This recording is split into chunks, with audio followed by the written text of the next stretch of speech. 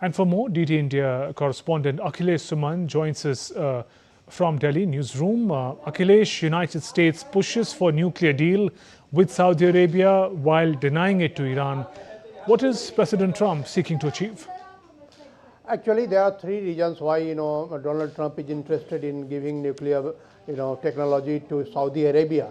The first point, you can understand that U.S. wants more and more money in the treasury, and Saudi Arabia wants 16 nuclear reactors inside its country. That means if you multiply it with $10 billion per reactor, it will be around $160 billion over a period of 20 years. So that will be continuous supply of money to American treasury. Second thing, that the strategic balancing is one of the most important thing in the West Asian region. And Saudi Arabian have been telling since 2008 that we want peaceful nuclear energy in our country, because nobody knows that when the fossil fuel will end, and then in that case we need advanced technology for our civil nuclear energy.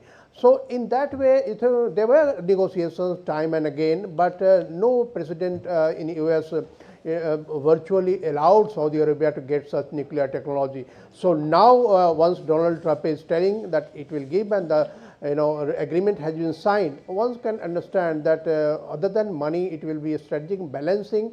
And other than that, Iran says that it is making civil nuclear technology experiment in that, but Iran does not allow IAEA to go for full coverage. And once IAEA doesn't go for full coverage, no one will believe that whether Iran is doing civil nuclear energy plant or Iran is doing something else. So in that situation, if Saudi Arabia allows IAEA in full IAEA inspection in full, in that case Iran would also have to accept the IAEA inspection in full. So that is parity between Iran and Saudi. It is not that US will not allow Iran and US will allow Saudi. Actually, US through this game, US wants that both Iran and Saudi should come under full IAEA inspection. So that is the reason why I think that US has thought that okay, let us give Iran, Saudi this technology,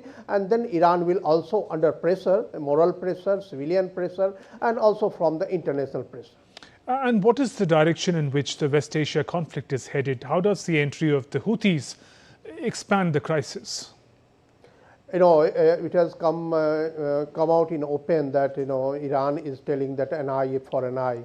Iranian Foreign Minister Abbas Araghchi has told yesterday that we will retaliate an eye for an eye.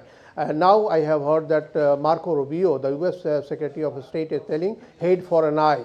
So it is all-out war, all-out war, and Iran wants that balance it through attacks on regional powers like Bahrain, like Saudi, like UAE, like Jordan. So all countries are under attack from Iran.